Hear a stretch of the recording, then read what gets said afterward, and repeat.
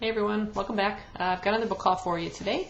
These are some books I picked up, actually all of them, at Half Price Books. Again, I just stop by there every once in a while to see if there's any books that I was planning on buying and save myself a little bit of money from having to buy them full price. So I came across this one once before, and then because I saw it on another person's book haul, I was kind of re-intrigued by it. It's Hunger. It's book one in the Riders of the Apocalypse series. Like I said, I'd seen it, the cover kind of drew me in. It's a real thin little book. It's written by Jackie Morse Kessler. I'm not sure if this is her first. Yep, that's her first book for teens, so it's a debut book. It's a 4-book series. And I happened to see it again on Eli's YouTube site, Eli to the Nth, and I'll put a link to her YouTube channel. Check it out. She's really good. Got some good reviews on there. But she kind of had another book in the series, and it just re-intrigued me to the whole thing. So I'm just going to read a little bit about the back of it here. It says, Elizabeth Lewis has a black steed, a set of scales, and a new job. She's been appointed famine. How will an anorexic 17-year-old girl from the suburbs fare as one of the 4 horsemen of the apocalypse? Traveling the world on her steed gives Lisa freedom from her troubles at home, her constant battle with hunger, and the struggle to hide it from the people who care about her. But being famine forces her to go to places where hunger is a painful part of everyday life, and to face the horrifying effects of her awesome new power. Can Lisa find a way to harness that power and the courage to fight her own inner demons? So that sounded really cool. Book 2 is entitled Rage. Loss is book 3, and Breath is book 4. Again, check it out. It's a pretty quick read. Then I've gotten book 1 in the Dreamcatcher series, Wake, by Lisa McMann. And book 2 is Fade, and book 3 is Gone. And I've been waiting to try and get a hold of all 3 of these, and I kept seeing like the hardcovers or various ones. The first time I've actually gotten a hold of a paperback copy of the first one. And it's about a 17-year-old girl named Janny, and she gets sucked into people's dreams, and apparently things go from bad to worse when suddenly she's sucked into a nightmare and becomes sort of a participant in it. And I don't understand how, but it sounds pretty neat. So I'm looking forward to reading that one. And it's another pretty slim book. The other one was 175 pages. This is about 210.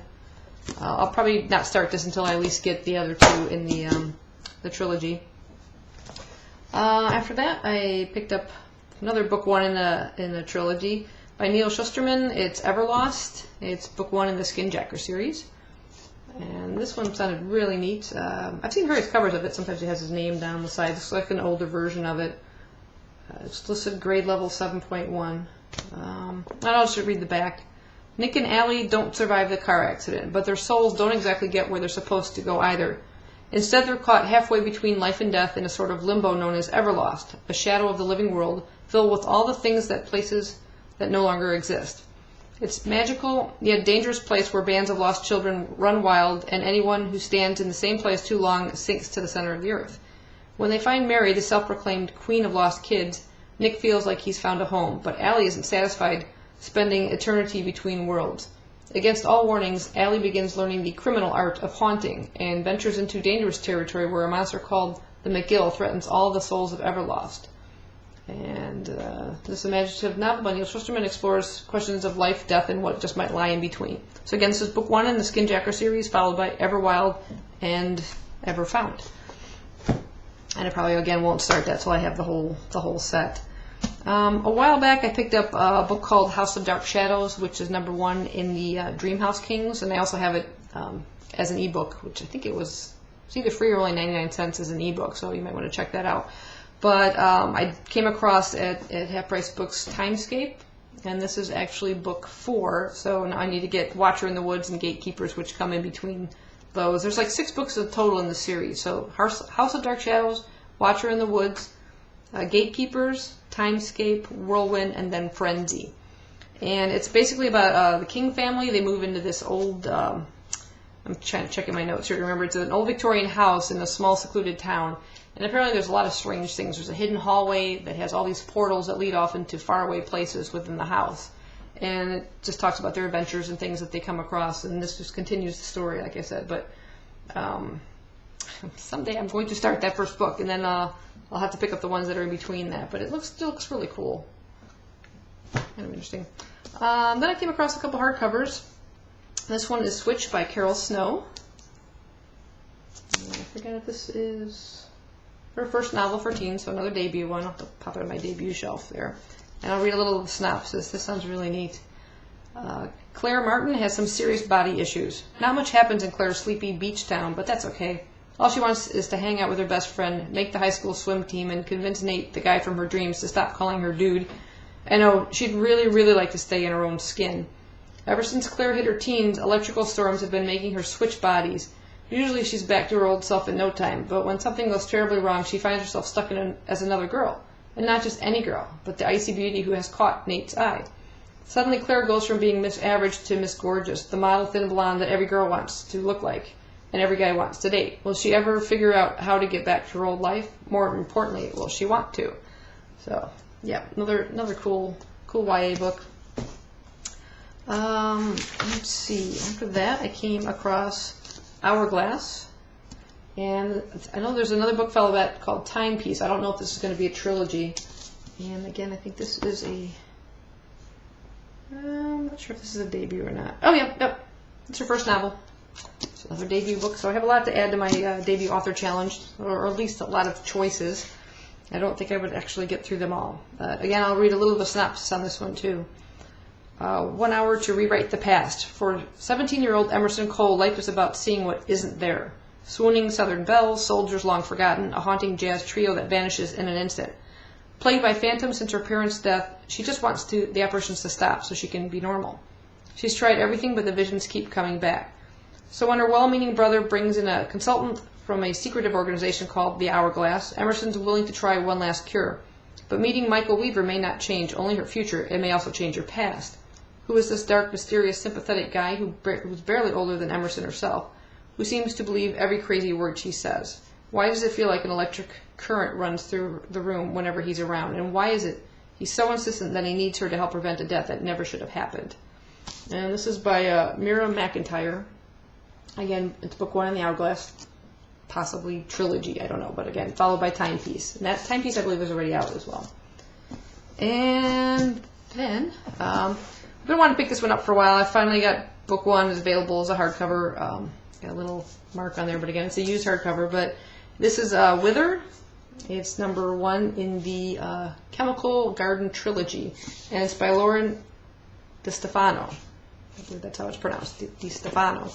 And it's followed by Fever, and Several will be book 3. And I also found on Goodreads that there's a kind of an ebook, they call it an ebook sampler, Seeds of Winter. 1.5 is the number, so it falls in between like 1 and 2, and apparently it's a prequel to this book here, and it's dystopian YA. And I'll read a little bit about the back here.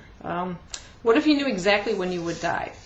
Thanks to modern science, every newborn has become a ticking genetic time bomb. Males only live to age 25, and females only live to age 20. In this bleak landscape, young girls are kidnapped and forced into polygamous marriages to keep the population from dying out. When 16-year-old Ryan Ellerly is taken by the gatherers to become a bride, she enters a world of wealth and privilege. Despite her husband Lyndon's genuine love for her and a tenuous trust among her sister wives, Ryan has one purpose: to escape, to find her twin brother, and go home. But Ryan has more to contend with than losing her freedom. Lyndon's eccentric father is bent on finding an antidote to the genetic virus that is getting closer to taking his son, even if it means collecting corpses in order to test his experiments. With the help of Gabriel, a servant she is growing dangerously attracted to, Ryan attempts to break free in a limited time she has left. So a very quirky kind of take on a dystopian book with, like, you have a death date almost already known. I've seen a couple other books with something along that same lines. I think it's the Numbers trilogy, which I was going to look into. But if I find out more information about that, I'll tell you. And then again, I just got book 3 in the Mortal Instrument series, City of Glass. I'm slowly working my way to kind of getting the whole set before I even start one of them. Again, it just has a little mark, so it's not too bad. But most of you already know what that whole series is about. And last but not least, I've been wanting to read this one book for some time, and I just never seem to get around to it. A while back, I think it was the last book chosen by Mayor Richard Daley for the One Book, One Chicago read, kind of like a citywide book club that they came out with, and he chose the book Neverwhere by Neal Gaiman.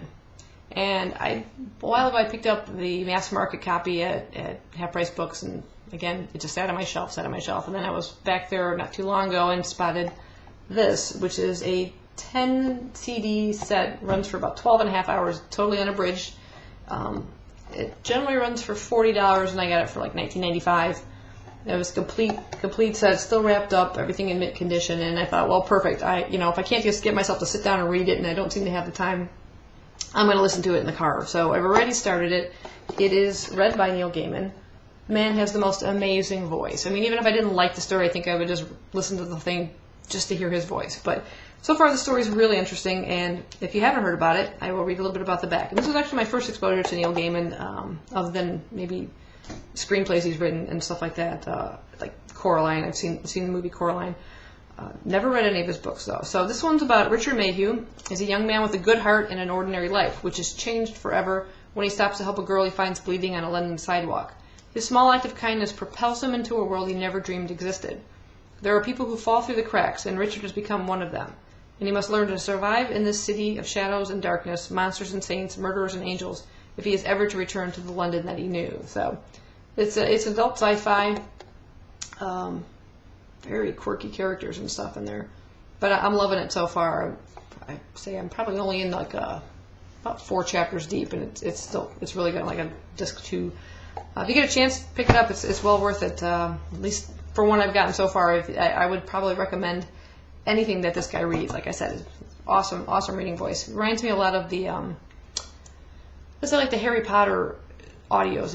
If that's the most awesome series to listen to. I mean, of course, I've read all the books, and then I wanted to continue. Like, I don't have time to reread books, so I wanted a way to re-experience the whole Harry Potter stories. So I picked up the books on CD, and they're narrated by Jim Dale. And this guy is amazing. If you've never listened to any other book on CD, listen to at least book 1.